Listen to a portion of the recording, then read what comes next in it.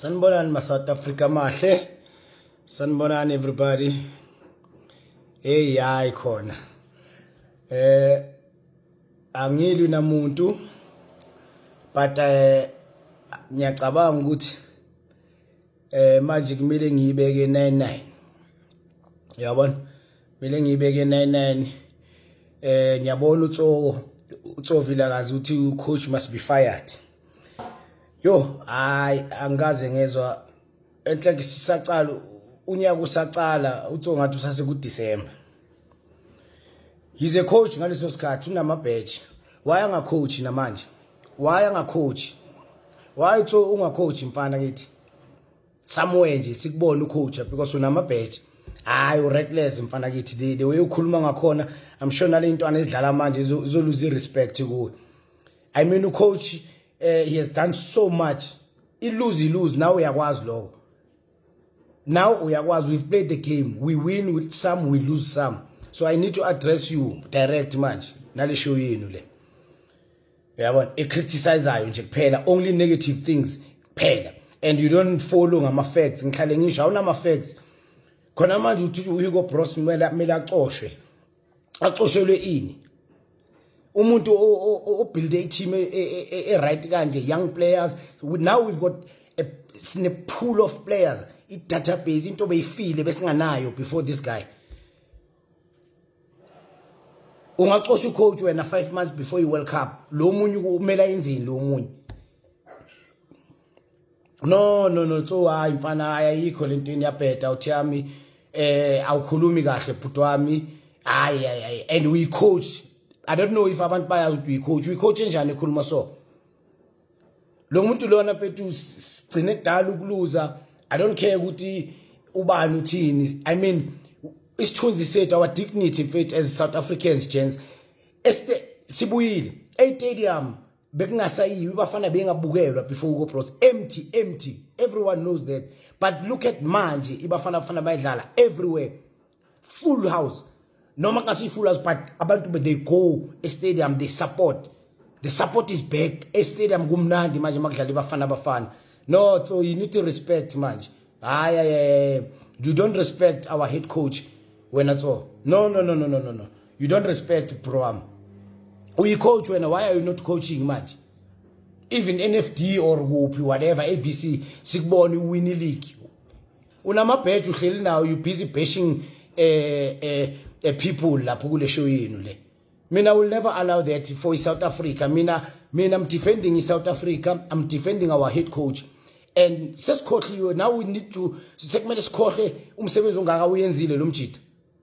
And bring these young players the way sesidlala ngakhona nani. Yes, sisashota lapho nalapho vele. I'm not saying we are perfect, but this guy has brought sesine team, sesine direction as a country. And khona manje uthi wena usamgcineleni basamgcineleni ngoba uthe uyahamba. So there's a difference between living and retiring, bra. I'm disappointed and I've been disappointed long time ago but manje I think usase ku December wena akwakahlaphukela. Azange uHugo Broos athi I'm leaving. He's retiring. There's kunomehluko phakathi ko I'm leaving and retiring. He's almost 80 madala. He's retiring. He's not leaving. So uzovela ngama issue. Angiyazi le agenda. I don't know. There's something. Angazi why ni push agenda yaka le agenda yenu le yaka yokuthi uHugo Broos must go in. It's stupid.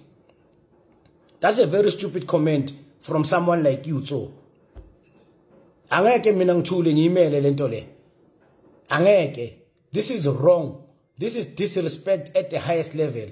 I know ukuthi abantu banama opinion indala nami kukhulunywa ngami kubhalwa ngami. Yes, I don't care. You understand that? Manje sibadala so yithi former players ekumele si encourage wherever we can. We can't be bashing all the time or being negative all the time. Niduma ngokuba negative eshowini yenu. There's nothing coming up positive from mlomo yenu. No juni. Khanya. Hayi bafana bakithi yaya yanimini kancane manje. Hayi yanimini kancane bafana bakithi. Animini kancane. No, you need to stop it. eyiphi coach eke yasiqualifyisa for iAfcon back to back sagcina nini qualify ku for iWorld Cup because sagcina qualify ku World Cup ngesikhathi sethu when I was part of the team and we went ngeKorea Japan 2002 Korea Japan World Cup. That was the last time South Africa sigcina qualify for iWorld Cup. Angikhulumi nge2010 because we were the host. We don't play, you know, ma we host. Everyone knows that. Now you come and disrespect umsebenzi waka Hugo Bros and then you think thina abanye we will keep quiet and sikushayela izandla. Angeke isebenze lento. Put some respect in Hugo Bros's name. Tsovilakazi and Junior Khan and the players also. The current players, put the respect on these current players. You know, isikhathi sethu sidlulile siphelile bra. Acceptani. You guys ngathi ninenhliziyo zimbi towards amajita, coaches and players. Isikhathi senu siphelile so. And angifuni ukukhuluma into eziningi wena so because mangakhuluma ngawe kuzomosakala. Ngiyakukhuza nje ukuthi bheka umlomo wakho bra. You've played the game but ukhuluma ngathi bodlala angazi bodlala kuphi phansi kwesihlahla angazi kuphi. You don't respect professional players, you guys. That's my problem. You don't respect them. You don't respect professional players and you were respected when you were playing or you wanted to be respected.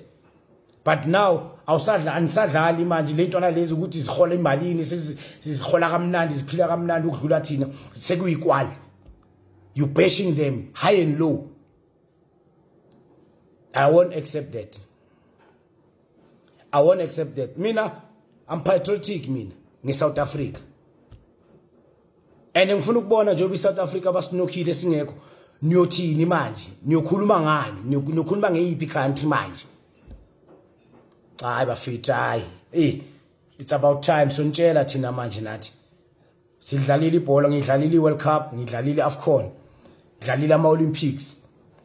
Yes, I might not won everything or played more games or have more caps because of my behavior and everyone knows that I took responsibility of my behavior. Kube nginama-cap abhaya even nange-talent anifiki nje kimi nje straight. Benimnandi ngendlela yenu but talent pound for pound nami no. Sekumele manje sithule thina simamelane nani niliwele nibhesha abo coach nibhesha ama player week in week out sithule. No, that's wrong. That's wrong. Khulani madoda. Khulumani something productive. Ehamba nama facts. You don't even have facts. Uzothi uHugo Bros ngoba uthe uyahamba lo muntu angeke akunikeze nix usamgcineleni azange athi uyahamba uya retire. He's retiring. Two different things so. Disappointed bra but I will never keep quiet udelela head coach yethu. Umuntu osipane kangaka mfethu. Angeke. People there